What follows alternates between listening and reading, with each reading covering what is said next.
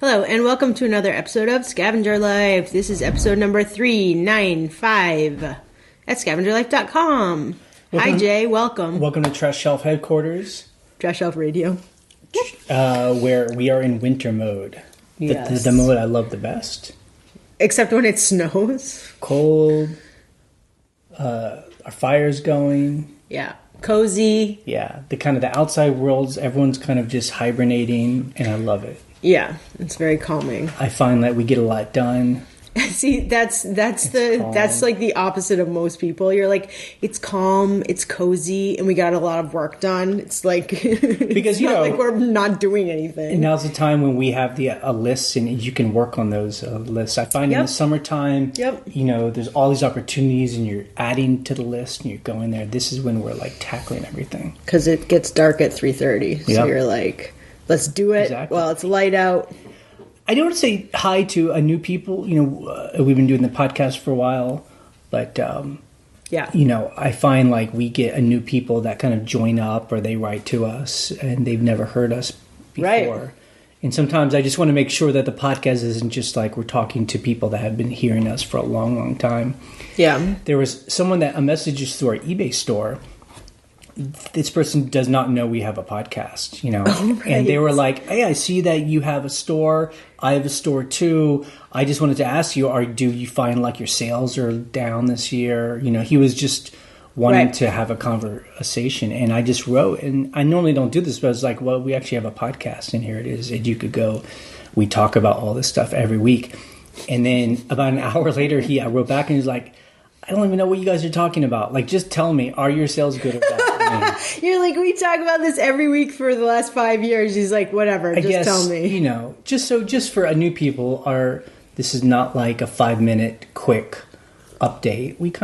This is more about our scavenger life, Hence the name of the podcast. For us, scavenging is about selling on eBay to support a lifestyle that we've chosen. Right. And each of us, who join our forum, they all have like a different reason why they're selling on eBay. And I think that's different versus like what most people do. The traditional way is you get a job and then you build a life around that job. And it's different. First, you pick a lifestyle and then you build your eBay business around that, whether it be like you want to homeschool your kids, you're retiring and you just want an extra income, or like us, where we want like kind of a solid stream of income while we're doing all these other projects, that kind of thing. So exactly. And that's, I think, different from the traditional like kind of business method where you're just like, how do I make as much money as I can forever? Well, and I'll sacrifice anything to make another buck. Well, it's so funny because like, we talk about this all the time. And, there is that idea of like just work and make money. And we just have conversations with certain people that we know and we're like, what are you using that money for? You work all the time or you work whatever. And like, it's just interesting when it's like they're just spending it on like everyday bills and stuff. Right. And it's nothing beyond that. And again, it's not about judging anyone with what they do with their money, but if people are sharing with us concern for their future or concern about what they're going to do when they don't have the job or when something happens, it's like, well, then take all that worry and then put it towards your finances so you can get rid of that concern, that worry. We were talking about, it's Marie Kondo. Yeah, I was just about to mention her again. Because I think, so she's this Japanese lady who put out these books about how to like fold clothes and like how to tidy. Her book is about tidying and like cleaning your house. She's like 4'5". She's amazing. And she has this new show on... It's on Netflix. On Netflix. So she's kind of being... opened up to the mainstream population now. And people are getting obsessed. And there's like articles online in newspaper articles about how like people are watching the show. They're like cleaning out their house and like supposedly we haven't seen it. Right. Thrift stores are getting like a glut of stuff because people are cleaning out their house.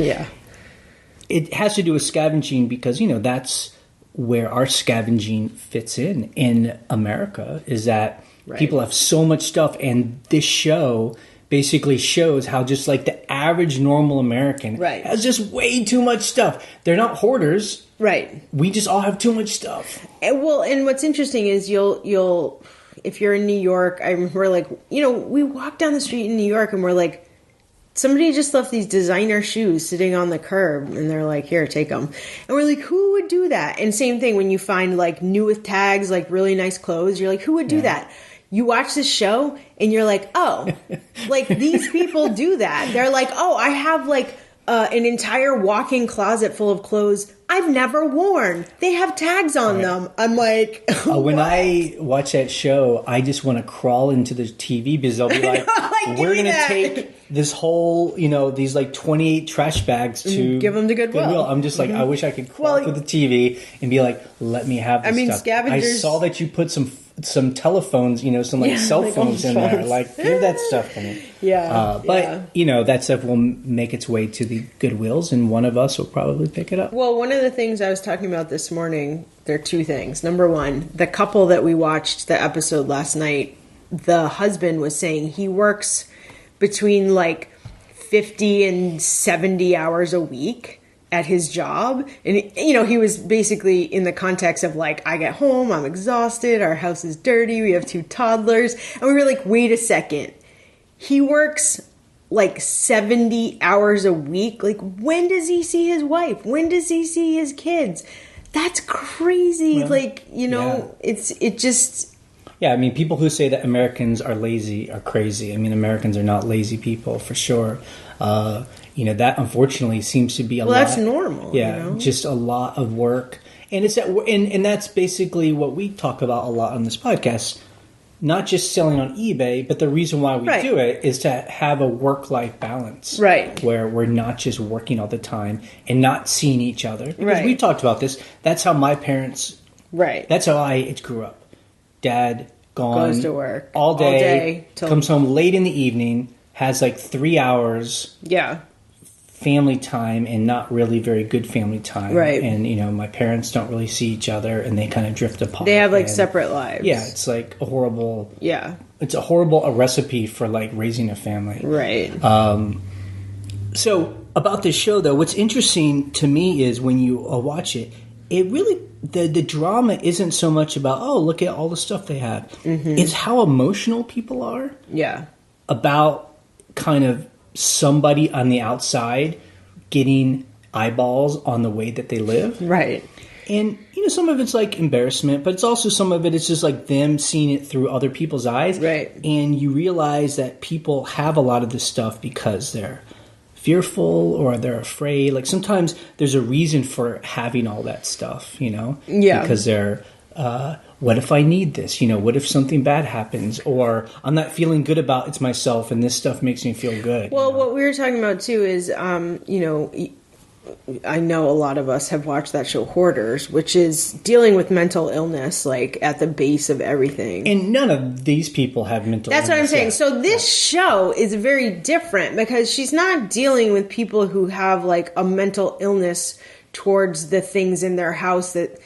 The other part about it is, she has this kind of like super Japanese, like new agey thing where she's like, does this spark joy? That's a very different question than, do you need this? Because in your, irrational mind, you're like, well, I might need that. Right. One day. What if I need to use this, whatever we have that we're like holding on to? I might need 3 coffee grinders. You never know. Exactly. Yeah. Like, so to me, when we watched that show yesterday, we like went through our bathroom closet thing. It's like a bookshelf thing that has like all our little medicines and, bandages and extra towels and whatever. And I just had to be like, do I need this thing? I was asking myself, do I need it? But I'm just like, no. Does it spark joy? Right? I mean, spark joy is a weird question for going through your medicine. Yeah, spark joy. This is cough drops, right? But I guess my point is it's a different approach where you're like switching the question. It's not, do you need this? Do you want this? It's, does this spark joy? And you're like, no, I haven't even looked at this t-shirt since I bought it. Right. Do I need it? Probably, because I only have like a couple of t-shirts that are like don't have holes in them, but whatever, so. And what's interesting about the show is that the kind of the end of the arc of the show is like people are kind of like having tense-filled lives. Right. Their relationships often aren't very good, in this family. And then they clean up, and then at the end, they all feel better because all this clutter isn't between them and their relationships. In their lives. And it's not this underlying thing. Yeah. And just to bring it back to what we do here, I mean, that is really what scavenging and selling on eBay is for us. Right. Is where, we've like stripped down our lives where Yeah. it's pretty simple these days, Yeah. Like we find stuff, we sell it. We're not millionaires off of eBay, but we make enough to where we have our time and we like hang out together. Yeah. We eat together. We talk about everything. We get to experience the world together. Isn't that nice? It is. Ryan's like rolling her eyes, like I'm getting to the cheesy part, but really, like that is. No, but that's true. That's very true. That's the whole point. And so I find like this time of year, sometimes people on the forum, and if you want to go to it, scavengerlife.com/forum. Beginning of the year, people start doing, like their goals, like what they want to do. And it starts, and oftentimes it can kind of be like, I want to make more money, which is not a bad thing. But sometimes the conversation then is like, well, why do you need to make more money? And what are you sacrificing trying to make more? Like, and what are you going to do with that extra money? Is there a goal? I mean, and I find like I'm always kind of the wet blanket where I'm just like, I don't know. We don't need to make more money. Well, Like I'd like more money. Not true, but I don't want to sacrifice our time to eke out another $300 a month. Right, because, sure. Like, okay, it depends on how much is extra. Yeah, money. I mean, like if I'm going to make $300 extra a month, what am I going to give up 10 hours of my month to do the things we want to do? It just depends on the numbers. I mean, look, I have lots of things I could do with extra money, including pay down debt and pay down mortgages. Those are like some of the, key things. But I'm not like, I want to buy a new car. No, I don't care about that. It's more of like investment based. But I think also, like the person who messaged us through our eBay store, and he was like, right. I think to me, I'm like, maybe the economy's a little worse now. I don't know. Maybe people aren't buying as enough. Actually, when we talk about our numbers, we actually had a pretty good week, especially compared to a year ago. But I mean, we don't really freak out about that because we've been selling online for so much. We've seen the ups and downs, and it all kind of eventually evens out. You know? Okay. So Ryan's look, if you haven't watched Marie Kondo, it's interesting on Netflix. It's very good. Yep. It will inspire you. So just to wrap up real quick, the great thing about it is, like, we'll just go a little section by section. Like, I did my closet. I looked at my clothes and I was like, sell, give to the thrift store, keep. And it didn't take me very long because I honestly don't have very many clothes. So that helps.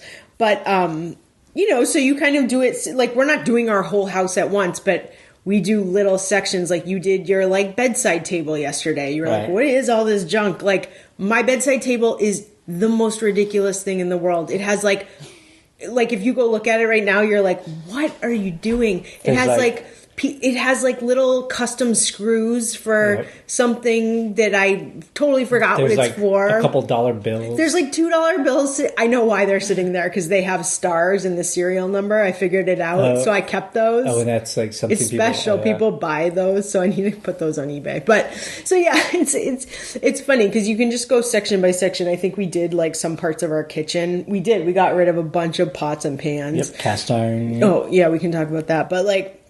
So that's why I like it, because you're like, oh, I'm just going to do this one little like basket of junk I had a basket of jewelry that's been sitting there for like 7 years. Yep. 7 years it's been sitting there. Yeah. And finally I was like, what is all this? Clearly I haven't used any of it. Yep. So it's kind of amazing how time does add up. Like, we've been in this house now for... Look, We finished renovating in January of 2011. We were done. So we had moved our bed in the house. 9 years. So we've been here 9 years. And we bought the house in 2009-ish. Yep. So if we had had a kid back then, our kid would be like 9 years old. I know. Crazy. Okay. So one thing before we kind of talk about a couple of specifically eBay stuff, we do want to mention it's the beginning of the year. And, we're always like, well, check your bills to see if there's any bills that you can cram down. Yep. Oh, my gosh. A couple strategies we have is we always call companies and we try and get our bills lower. And it sounds so crazy, but it works. It actually does work. Like these prices people charge you it's negotiable. So like we subscribe to the New York Times and it's like whatever. Normally it's $30 a month. We found if you call them a year and say, I don't like this anymore, they're like, well, how about $8 a month? And we're like, that literally happened to me. I was trying to get it down just a little bit. I was like, $30 a month for us is pricey. And then I'm chatting online with them and they suggested, hey, how about instead of canceling, how about $8 a month? I was like, yeah, that's a much better. We do it. It's with our internet. Our internet company, which is we have a CenturyLink, which I'd love to do anything other than them, but that's what we have, and it's negotiated with them a forever price that's much cheaper than the normal. Although the thing about CenturyLink that's so insane, they have this thing called Price for Life, basically, so you don't have to call for discounts all the time. Because our service is not what they promised. That's part of it. Right. Because we live in a rural area and they haven't upgraded their equipment in like 15 years. But they changed the price last month. So I actually do have to call again. But we don't mind doing that. So because I think a lot of these companies, they just assume that you'll just not ever call. Of course. Yeah. Like actually, I've been meaning to call our credit card companies and see if they'll lower our interest rates. But please do that quickly. We like to try and pay off all of our debts anyway. Yeah, but still, sometimes. And then the other thing is, we've talked about this before a long time ago with your phone bill. Yes. We were one time on AT&T. We were each paying almost $100 a month for each of our phones. So that was $200 a month. And then so someone told us about, well, there's all these other services where they're like, there's a name for them. It's like they buy bulk phone service from the big companies. Yeah. And then resell it for cheaper. I don't understand. I know, it's so weird. So we looked in our area and Sprint is the fastest it's network on air in our area. So we found a company called Ting, T-I-N-G. Yep. And we got basically phone service on our same phones and we now pay even when we're just hammering our phones, using all the data we can, it's $50 a month for both of us. It's incredible because the beautiful thing about Ting is you pay for what you use. So when we're at home, we're just on Wi-Fi, and we're at someone's house or wherever, you try to be on Wi-Fi, right? And you can't always be on Wi-Fi, but your bill, like you said, we were traveling a bunch last month, so we had to use like the LTE network, and we only paid $50 We paid $50 last month. That's at the most. And that's max. Some months it's $20. And there's like also there's different companies depending on what a service is better in your area. There's resellers that do AT&T. I forget the names of them. Yeah, there's like Republic Wireless, Straight Talk, right. Boost Mobile, all or those. whatever. But we like Ting. So if you actually, it's one to switch over to Ting. We have a referral on. It's on the site. sidebar, and I think you get $25 credit to start, which is nice. Actually, we get $25. We also get $25. So anyway, digital scavenging. Yeah, we call that. We did an episode on that one time. Digital scavenging. Yep. Okay, a couple things, weird things we saw on eBay this week was and this is one I don't understand. Yeah. So when you did a search one time, it told you we had removed some search Edge results to show you the most relevant items. Okay, here's the deal that I have been noticing. When I search for an iPhone or when I search for like technology-based stuff, this morning I was looking for extra remotes for Apple TVs. We have them at our rentals. It did the same thing. That's why I copy and pasted it just then into our little podcast outline, because I am trying to sell a MacBook Pro and I was searching for my exact model to compare prices between me and other sellers. Mine did not show up, and it brought up that little quote. So where does it say that to you? It's right up top? And you can click on the thing to view all results. But my question is, what are they? Why are they hiding results? Right. Because now I understand with the iPhone a little bit, because my theory is this. I see it right here. Yeah, so I searched for a MacBook Pro. Right. And right above where it starts to put everything, it says that thing. We've taken out some results. Yeah. And then I can click on that. So my theory is that, especially with iPhones, they want to have a catalog Amazon-style page for something like the iPhone 6, it's just on Sprint, it has 32 gigs. And so it's one listing and then everyone's on that because listing. If you're looking for what I just described, there are a million listings. You're like, which one am I going to buy? Right, so I'm confused there, but that's why two are they hiding? Different things. I mean... So are they... My theory is this. Sorry, my hypothesis is that they're putting those listings on the catalog page, not on the search results page. But I mean, where do the catalog pages show up, though? Okay, so when you click on that one iPhone 6, it'll say, used from this price from these other sellers. Right. So it's there. Yeah, I guess... It's really annoying. I guess I don't understand that, because I know that was something that people were talking about in eBay. I see it sometimes in searches on Google, where I'll click through an eBay... Like, I'll go to Google, I'll search, there's an eBay link, I'll click there. Then I go to, like, a weird item catalog page. Yeah. And that's a catalog page. It's so annoying. But I've never gotten to a catalog page of an item through an eBay search. And that's the thing I haven't either. That's the thing I don't understand is where are those? And are they, like, in between changing everything? I don't know. I hate those catalog pages because I don't know where the information is. Like, I'm so used to the regular eBay page that I get those catalog pages and I'm like, where's the description? Right. You know what happens? You click on get more information and it reloads the old page because you can actually read. But I guess our question was, so I'm checking out a MacBook Pros and then I think, why doesn't our MacBook Pro show up in there? I mean, there are literally 200 items a page and there are 10 pages of stuff, and then they're still hiding stuff. So why aren't we in those 2,000 What items? disqualifies me, because I'm like, I'm searching for very specific criteria. It's this MacBook Pro, it's this size, it's this age.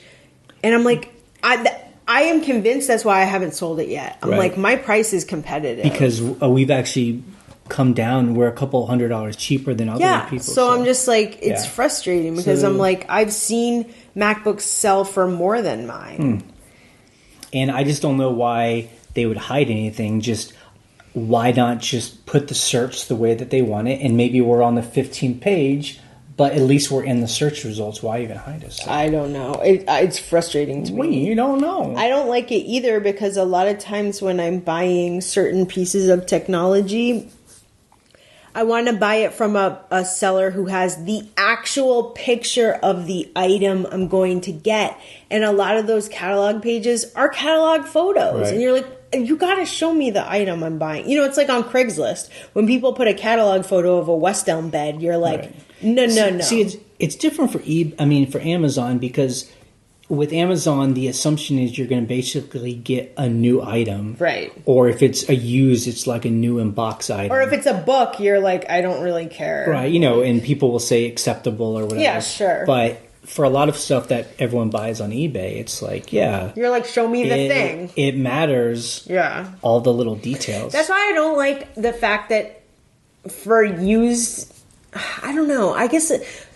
I'm conflicted a little bit because there are times where I try to buy something on eBay it's like a new electronics thingy, not Apple or whatever. And there are like a million listings, exactly the same catalog picture and exactly the same price. Right. So you're like, why is this listed 25 times, But because it's from a different person. Right, exactly. But you're like, those should be on catalog right, yeah. pages. I mean, that's my point is that, eBay seems to have catalog pages somewhere. Yeah. But they're kind of like on the in-between. Like if I'm buying a pack of like little batteries for the Apple TV remotes, you're like, okay, I need a 10 pack of this battery. Right. Do I need like 5,000 of those listings? No, not really. Just tell me who's closest to me so I get it faster and who's the cheapest. Anyway. Yeah, I mean, I guess in our world, because we sell basically long tail items, like weirder items. I mean, oftentimes things that we sell might only have, a couple hundred other people who sell the same thing. If that sometimes. Yeah, and the quality is it's different from one to the other. But people that sell commodity items on eBay, it's a different world. I just think it's frustrating when you're trying to sell a piece of your own technology at like a pretty good price because it's in good shape and eBay's hiding it. Yeah. You're like, really? And we just don't. I personally don't feel comfortable selling like a nice computer. That would be like $1,000 on Craigslist locally. I don't want to play that game. I don't know. I don't feel comfortable doing that. So. Yeah. So. Okay. So let's talk about our week. So I kind of told you I thought we had a good week, but what does it feel like to you? What does it feel like? $1,900.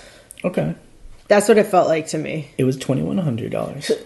Not Even bad. Better. So I was being conservative. So that's our gross sales, not including our shipping, and that's right. Anytime we can make over $2,000, I'm like, that's awesome. I mean, that's like basically $300 a day. I mean, we had a couple high dollar items sell, so that's why it boosted that number. And we sold 55 items, which is a good number for us. Yeah. What was our average price? 38-ish. That was our average price last week. Not too. bad. Yeah. Anything over $30 is good. Yeah. But it was nice.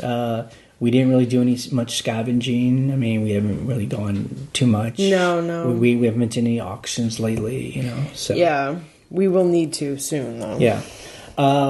Okay, things we sold. I just want to say, so out of those 55 items that we sold, 23 items were either some kind of piece of clothing or shoes or hats. It felt like clothes were selling. Body stuff. So a little under half of our items were clothing. So, Wow, it's under half. Honestly, it felt like more than that. I felt like I was down in the clothing section grabbing stuff a lot this week. But 23 is a lot, So clothes, it's still like the bread and butter, So crazy. But some of the cooler, weird things, because we always love when you see something weird. Yep. And you're like, who is going to want this?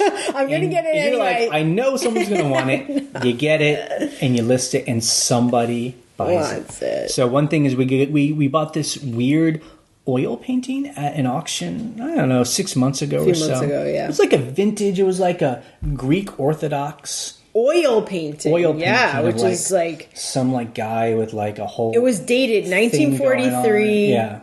It was large. And, it had all this, like, Greek writing on it. But it was just wacky and cool. I mean, I'm sure people who are Greek Orthodox don't think it's wacky. But here's some wacky Greek Orthodox art. But, it's pretty specific to a certain kind of person. It was well painted. And it sold for $400. We bought it for 30 or 40. Yep. Nobody else wanted it. Right. The beautiful thing was it had no glass in it. Right. So it was much easier to pack than... if it had glass. Although I packed it like it had glass. So, best offer. I think I had it up for like $5.99. They offered $400. I was like, yep. Although I will say we had a beautiful... Hold off on that. We're going to talk about that. Okay. So that's under customer issues. Okay. We sold a wood carving.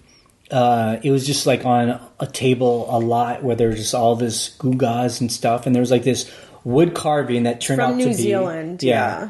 And Ryan actually put a high price on it, and it sold full price for $160. Here's the funny thing: the dude who bought it gave us an offer, a pretty good offer. I think it was like $115 overnight. Middle of the night, so we didn't see it. Then about an hour later, I'm just seeing this on my phone. He buys it full price at $159. Yep. He probably was just like, I don't want to wait potentially 2 days. I just want to buy this thing. So he bought it for $159. Yeah. Which is really, but it's just great cool. Sale. It's one of those things where, I mean, it doesn't have like a name on it, or it had some identifying marks saying it was from New Zealand, right. So that helped. But it doesn't have a specific artist or anything. It's just, so that's where you're just hoping, you're just like New Zealand, wood carving. And I tried to do as much research. You just as hope possible. that someone scanning gets it. We sold a pair of bike shoes, like like bicycle. Yeah, people that ride bikes, they wear those special bikes. shoes that have like the clips on the bottom. Yeah, we actually do really well with those. Yeah, even if they're used. Well, we live in an area where a lot of people from the city come here to do biking, and I think they'll they just donate stuff before they go home. So we find that stuff all the time. Right. So bike shoes do well. Yeah. And then just how much were those though? $89. Yeah, that's a great sale. Yeah. And then we sold, and this I love, 2 mugs or like tea cups or something. Yeah. For $55. 2. Just that's it.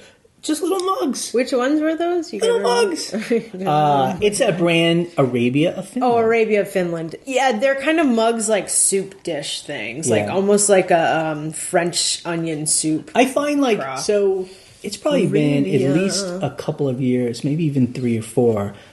There was a guy that was around our forum for a while, and he said that he was waiting for his wife in some appointment, and he went to a thrift store. Oh, right. And he, you go back to the thrift store, and there's like a wall of just like mugs, dishes and mugs, and it's just like the junky stuff. What is this? And he saw a mug that just looked kind of colorful, and he grabbed it, and he said he went home, and he sold it almost immediately for like $200. It was Arabia of Finland. And that was the first time we'd heard of this brand. So now we find these Arabia of Finland ones every so often, and I grab them. And Ryan always puts the highest. I think that it's like you're always starting at like $300. I'm like, you better pay me $300. I think we might need to There's one mug that's way. Yeah, so $55 is good. Maybe 50. I sold it for $55. I know, but there are some where we have up there like $200, and people are always giving us offers for like $40. And I'm like, no. So. Sometimes we do get a little precious about things. Mm-hmm. Okay, Scavenge of the week. We did do a little scavenging this week. I forget. We bought 75 TV and radio remotes. That's right. We bought this big, dirty box. Like this thrift store had like this big box of just remotes from like stereos and cable boxes and TVs. But there were some. The reason we spent the money and bought all of them was we paid about $100 for the box. Right. And how many were there? They're like 75. Okay. Yeah. So, but there's a handful of very high end like Bose and like some of those high end like Steven Schultz always sells those like high end stereos from like the 80s 90s, and some of those remotes were in there and we're like one of those remotes could sell for $50 easy. But even some of the normal ones like the Cox cable and like they sell for $15. I sell those remotes. It's definitely like long tail. So if you think about it, 75, and let's say you even sold them for an average of $15. So let's be real conservative. Yeah. I mean, that's still almost $1,200 right there. I mean, you might on think $100, but that's definitely a pipeline. That is a pipeline. Over the next 5 years, we're going to be selling these remotes. So maybe we'll make hopefully $30 a month for the next 5 years. Like that's the kind of way we think about this. Just like I was saying earlier in the podcast, I was in the market for buying a very specific remote this morning. Yep. And I've been in that position before where I'm like, I need this remote for this exact television. Right. And then you find it. I lost mine, or mine broke, or a battery exploded, or I bought the TV and it didn't come with the remote because I got it on Craigslist or whatever. Yep. You know, so there have been so many situations. We have a Bose stereo hooked up to our television, and when we first bought it, I couldn't find the remote. It was buried in the box. I finally found it. But I tried to look for this exact remote online and nobody had it. Yeah. So it's one of those things where you're like, you know, if you can do specialty remotes, it's good. And we spent, you know, an afternoon where we dumped them all out. We cleaned them all up. And the thing is, you got to open up the back. And if they're old, oftentimes the batteries will have exploded. So you have to pull them out. I cleaned so here's the deal. A lot of times you'd be like, okay, throw this one away. I pulled the batteries out. I have a big battery recycling box.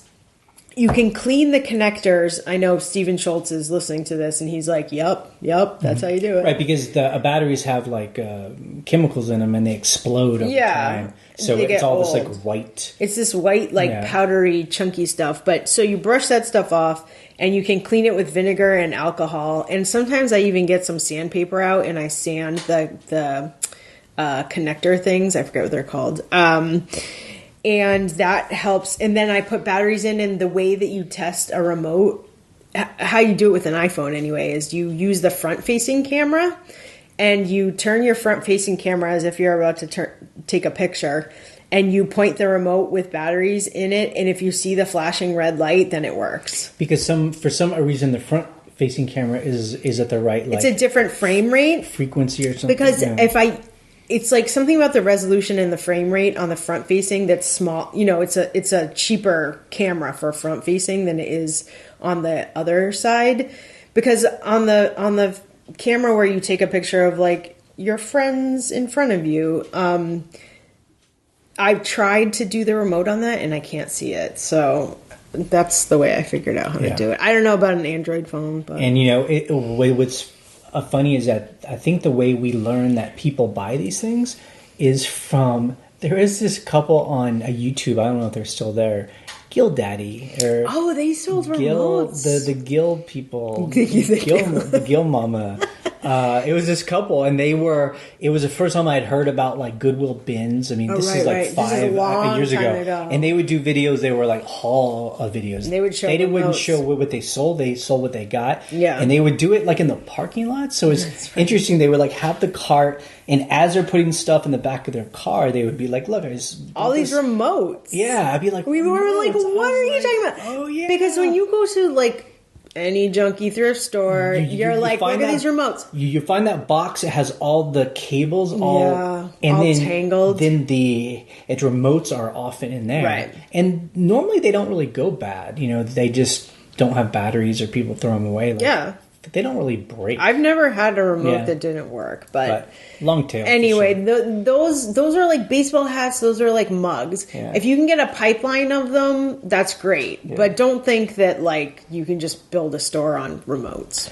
And just real quick, because this GillDaddy guy is he's so fascinating to me. Every so often, I'll look at his channel to see if he's posting. Is he still anything. posting? No. It's been a couple of years now. I mean, I haven't looked in maybe a couple months, but his last one he did was him and his wife, they started to do private a label. They flew to China, right? And they did a couple of videos of them going to China. Amazing. And he's I love this guy so much. He's got the sunglasses on all the time, and the baseball cap, and the crazy kind of beard, and they're in China and they're negotiating private label deals, and then they just dropped off. I think so either they're super rich and don't care about YouTube and driving a Ferrari and selling spatulas with their name on them or something, or, and this is the thing I always want to know, or it didn't go right because if you think about it, if you have to go to China and do this deal, you're probably having to put down it's a lot, $15,000-$20,000. You're really going all in, and so that's where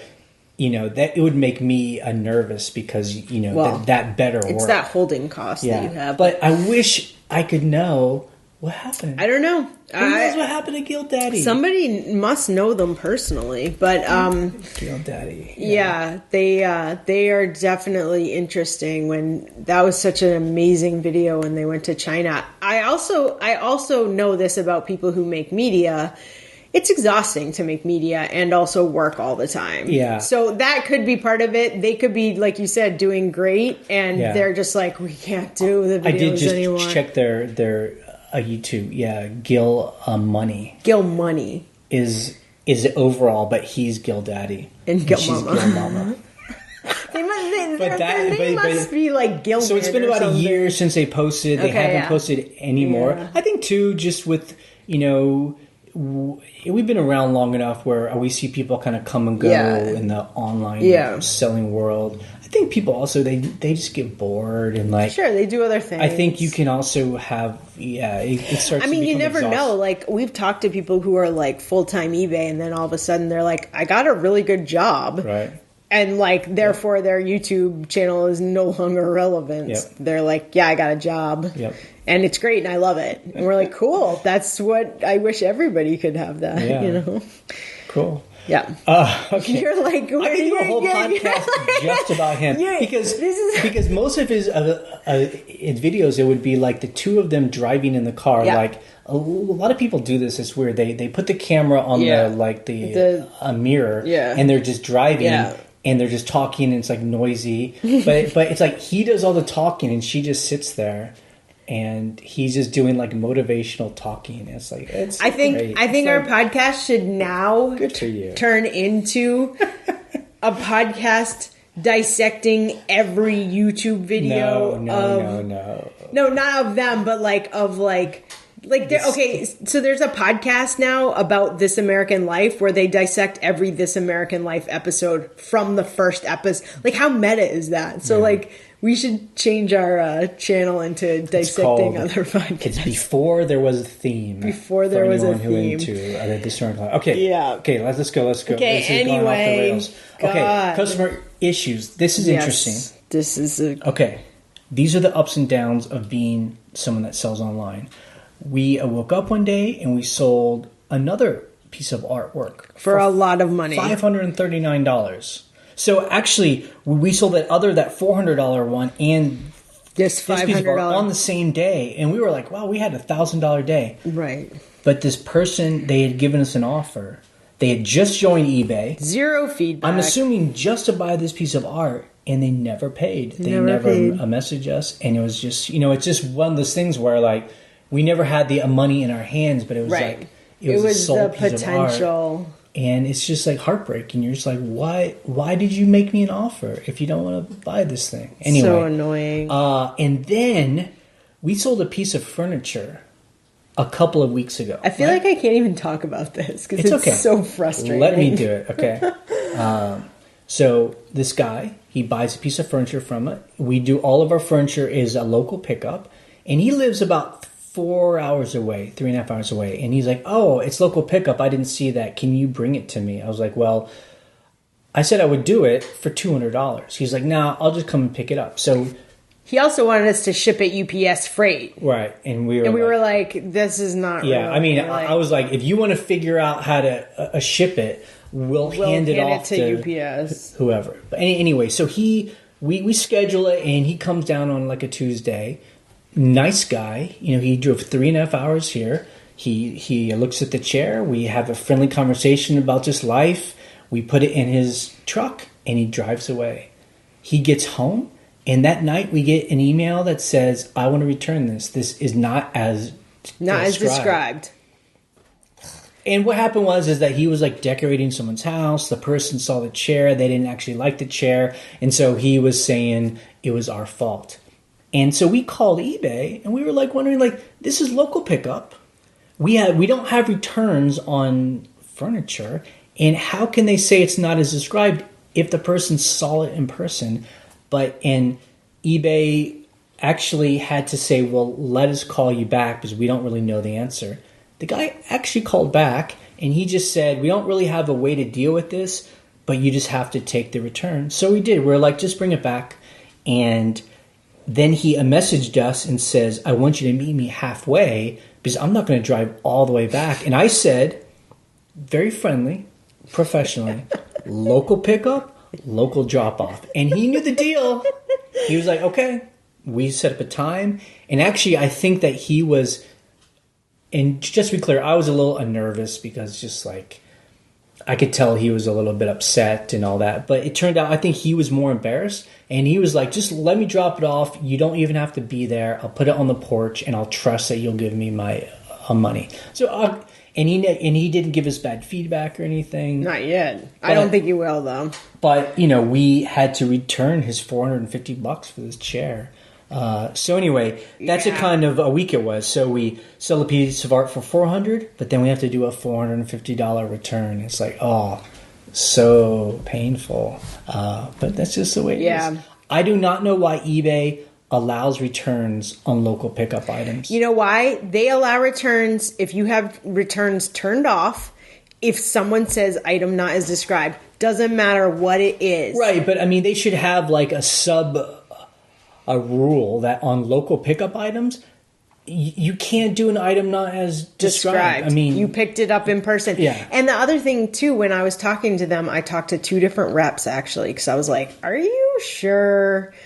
I was like, "How can number 1 he prove he dropped it off, and number 2, how can I prove that he returned it?" Yeah. And they're like, "You can't." Yeah, he did. I mean, he was truly committed, and my hat's off to him. So he basically drove almost 8 hours back and forth to pick it up, and then another 8 hours back and forth to drop it off. I'm like, man, hats off to you. You are committed, so here's your money. And then another weird thing, someone bought like a ball cap from us. Yeah, this was weird. Okay, let me do this one. Go. Someone bought a navy blue ball hat from us. I ship it. They live in California. It's going to take a couple days to get there. I ship it. The next day after I ship it, they open an item not described case saying, "This isn't navy blue, it's black," or whatever. It's for color. It doesn't matter, but they don't even have They don't even have a hat. And that's a weird thing. Why does eBay allow someone to open an item not described if it's not marked delivered? Well, they don't even have it. It's right. So the weird thing is I was at my computer ready to call eBay to be like, how are they even able to open this? That is not even fair. When the buyer actually closed the return case on their own. And my theory is this. They had bought a similar hat from someone else and they got it and they were like, this isn't the right color, but they opened the case on my hat. That's the only thing I can think of. Yeah. Anyway, it was weird. It's like, what? You didn't even get this yet. Yeah. Okay, things we learned in the forum. It was kind of a quiet week in the forum, but what was interesting that a couple people have started coming back to the forum that we haven't seen in a while. And it's always nice because we get to hear people's stories. Yeah. And a couple of these people that they did have stores, and it didn't really work out eBay for them. stores. They had eBay stores. Yeah. And then they kind of disappeared, and now they're back. And it turned out that the way that they ran their store previously didn't really work out for them, and now they're trying again. Interesting. And so it's nice because then it allows the community to ask, well, what did you think you did wrong? What can you do differently? Are you doing differently now? What are your expectations? And I think that's always a good thing. That's one reason why I do like selling on eBay is that the upfront cost is not a whole lot to get started. Right. So if you, I hate to say that word, quote unquote, fail, then you don't lose your whole shirt. Like maybe if you went on Amazon where you run up thousands of dollars on your credit card. And then that's gone. You can always resell what you bought on eBay. Right. Oftentimes it's just changing your expectations, Changing your expectations and just like also I find too, and when I talk to some people, oh, my sales are down, blah, blah, blah, but I haven't been listing at all. Yeah, or sourcing, and you're like, well, you got to feed the beast. Yeah. That's kind of how it is. But but I like hearing from people like that because I feel like we can all learn from each other too. Because I'm like, oh yeah, what did you do before that maybe I'm still doing, Right. that I need to like re-examine. Yeah. So I like that too. It's good. It's good to hear from people. Welcome back, everybody. Okay, let's take some calls. Okay, you can call our voicemail line at any time, day or night. You have 3 minutes to leave a message. You are going to hear some messages today that they went over the 3 minutes and then they called back and they also went over their 3 minutes. So keep it short, people, please. Yeah. The phone number is 540-407-8486. You can also email us a file from your phone, an audio file. Our email is thescavengerlife@gmail.com. Hey guys, I'm calling you from Oregon. Just wanted to say Happy New Year, and I heard the question posed about cross-posting to a second platform and kind of wanted to chime in on that. I know, and after listening over a few years now, I know it seems like Jay in particular sometimes has a hard time accepting something new or a change, or maybe that there was not necessarily a better way, but a different way to do that. So, or to do something, but, that's just kind of one of those things in business that you have to either, embrace or just accept. But on that note, as far as the second platform goes, I do cross post, some of my items onto Mercari as of a few months ago. I think I only have a couple hundred up there on Mercari now. And the reason it's worth it to me is this. With eBay and all its lack of wisdom that has made posting an item fairly simple over the years. I've been with eBay for 19 years now. Something that used to be really simple and turned it into something that is just a bunch of complex, superfluous information and clicks and things you have to do to list a single item. It takes a lot of time.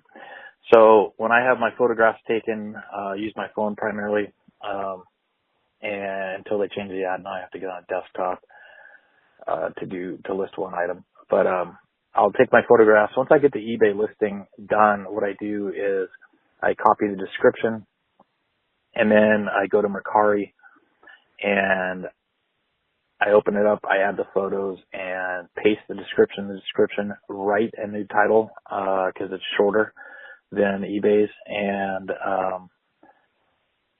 put the size in or wherever, and hit list.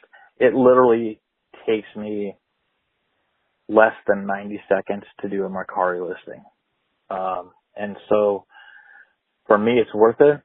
And, I think, once the listing for eBay is done, that time consumption that is there is already there. So it takes nothing really for me to jump over to Mercari, post the pictures that are already taken, paste the description, write a quick title, and hit list. So literally, I timed it, and it was literally, less than 90 seconds, and sometimes quicker than that once the eBay listing is already done. So for me, on certain items, on a lot of the items, not everything, but for me, it's worth it to do it. That inventory is slowly growing on Mercari for me. It's kind of like eBay in the sense as well that you kind of have to build that up. It is a different market. Anyhow, it's worth it to me. I don't do Poshmark. Poshmark to me is one of those, it's a platform where you kind of have to treat it like a social media account, and I just don't have time for that. I have a second small business that I run. And ironically, that other business produces a lot of the inventory.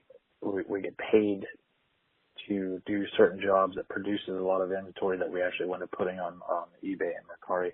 And I just don't have the time to play the social media game and the likes and the friends and all that stuff on Poshmark. And that's kind of my understanding of it, is that's how you make sales there. And I could be wrong. This could be something in the future that I might look at. But for me, it's eBay and Mercari right now. Okay, I think that you are correct.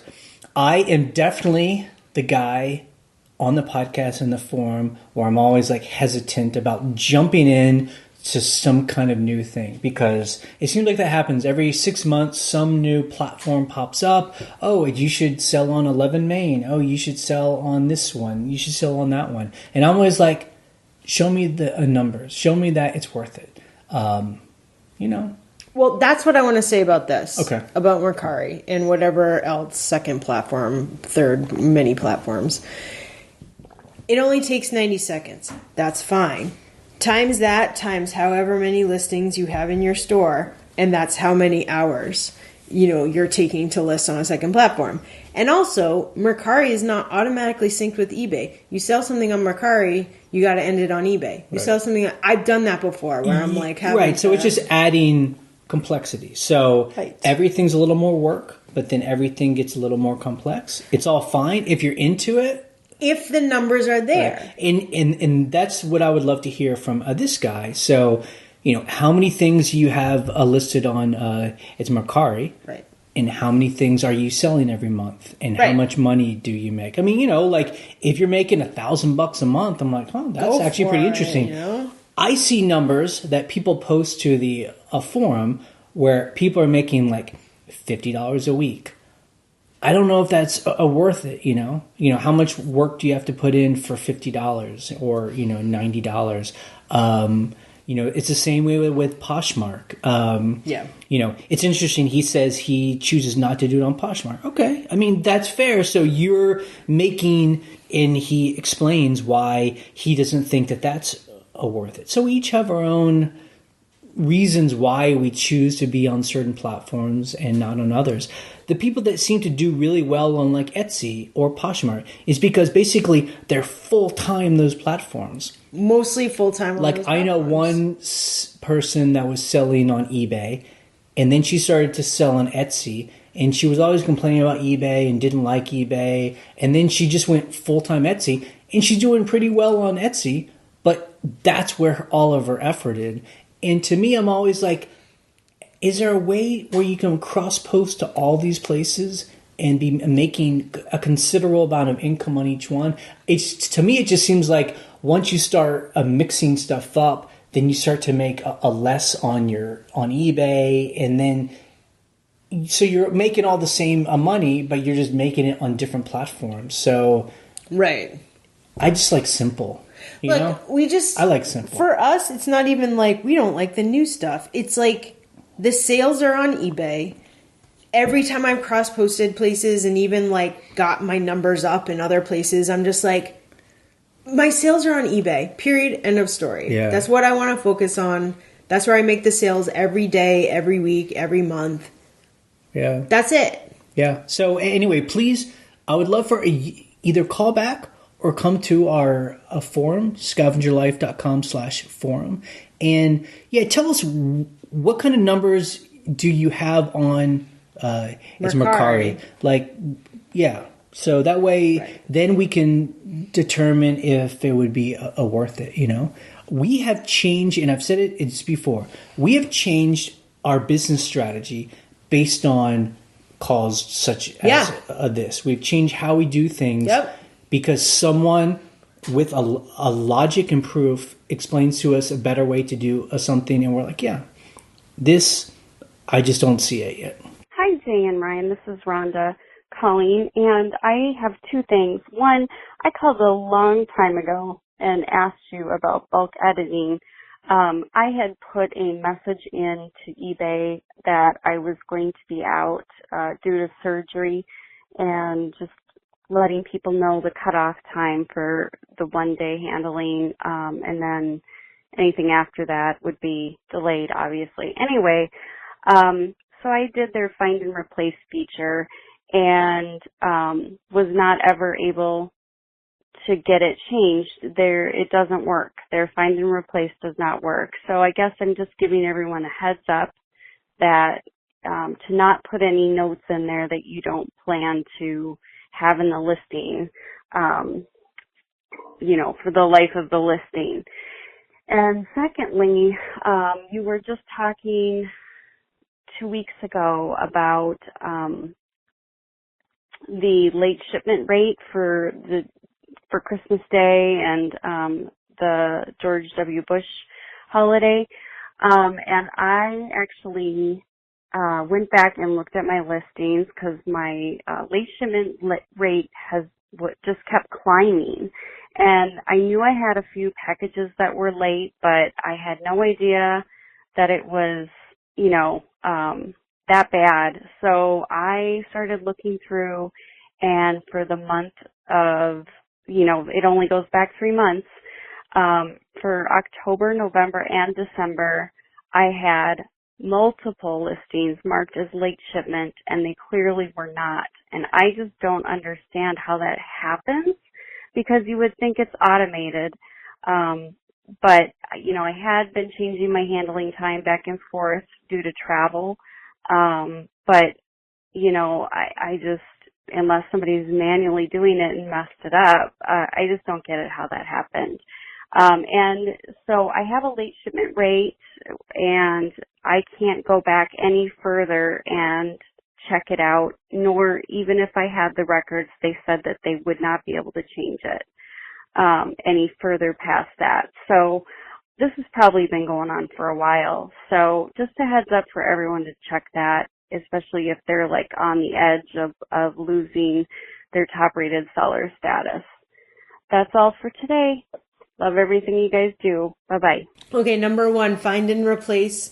Look, if you're having to go away or have surgery and can't ship right away, you need to change your handling time and message your buyers. You don't need to put anything in your listing. Yeah, I think that's the thing I didn't understand. So did she actually change her handling time, or she just... I don't know. She didn't say. So, again, let's just be real clear. It does not matter what you put up on the little vacation banner, or if you put a message in your header. No message matters. What eBay cares about, it's like a robot. You have to change your handling time. So if you're going to be away for 2 weeks, you have to change your handling time for 2 weeks. You actually don't have to message anybody. Right. You don't technically have to. It does help. We just message people just to remind people, because that way you're managing expectations. But according to eBay, you will have no penalty of any kind as long as you ship when you say you're going to ship. If it's going to be 6 weeks, you put 6 weeks, Okay. Second, late shipment rates, on your dashboard. I have the same issue. I have tons of late shipping, and I honestly have to blame the post office, because there are certain shipments that were not priority and not first class. They were like parcel that took forever to get to people. I am talking 15 days to get to people. And I get a defect. Shrug. I just have to shrug. Now, you can call eBay and go through every single one of them and be like, tell me why this one said it was late. Tell me why this one. But if you check your tracking, it's going to say this took 12 days and that's too long. I mean, to be clear, let's, how much is a ton? Okay, so in the past 3 months, we shipped 488 items, and 13 of those were late. So it's last 3 months. Yeah, exactly. 2.66%. And so we're actually kind of like have a red mark bias, because it has to be, here it says 3% or less. That's weird. And anyway, but or 2%. But so yeah, it's not horrible, but eBay doesn't think it's good. The worst was December. Right. And to me, it's because the post office is being crushed by... 12 of those 13 things were in December. Right. I'm telling you, I ship stuff, and look, I shipped a personal package. This was not through eBay or eBay labels or anything. I shipped a personal package to my father and his wife for Christmas, and I was like, oh, it'll get there in time. Got there way after Christmas. I shipped it on the 15th. It took 15 days to get from Virginia to Boston. Yeah. Let me ask you. So then eBay, they're a system. If it gets checked into the post office, on the correct day, like on your handling time, you get penalized if the post office takes a long time to ship it? Because, I mean, at that point, it's not your fault. Oh, no. Guess what eBay will say? eBay says it is your responsibility until it gets delivered to your buyer. Right. Huh. Not when it leaves your house. Right. I mean, I can understand, like, if it gets lost, then you have to, like, deal with that. But, you can't control how long it takes. Especially, we get a lot of buyers who are like, I want the cheapest shipping. I want you to send it put it on a turtle. If it's cheaper, I want it to be the cheapest. And then they get upset because it takes a long time to get to them. Yep. And we're like, well, you paid for the parcel. You paid for the turtle. And what I've noticed is if it's parcel and it's a large, oversized package, it's going to take forever. Right. It's going to take forever. I do think that that's interesting, though, that eBay would punish the seller if the post office takes a long time to ship something. That's very strange. Yep. But the good thing for us, though, is this is very odd. Normally, we're under the I red ship mark the second I can ship. So I think you're right. It was like the Christmas time. So I think as the months go on, it's going to drop off. So just saying that could be the case for some other people who have seriously late stuff in December as their metric. 12 items. That's crazy. I know. Yeah. Whoa. Okay, that's it for the podcast. You can check out the blog at scavengerlife.com for the links we discussed and to join the conversation on the forum. You can call our voicemail line. Again, that number is 540-407-8486. We post an episode every Monday morning. On Wednesday, we post a What Sells video, currently being brought to you by Steven Schultz. You can subscribe to our Patreon account, which is on our sidebar for as little as $5 a month. You can subscribe through iTunes or YouTube for free, so you always get the latest episode. You can buy our archive of 5 years worth of podcasts all in one big chunk, and you can put it on your device to listen to offline. That link is on the blog. We are ending this podcast in 3, 2, 1. Goodbye.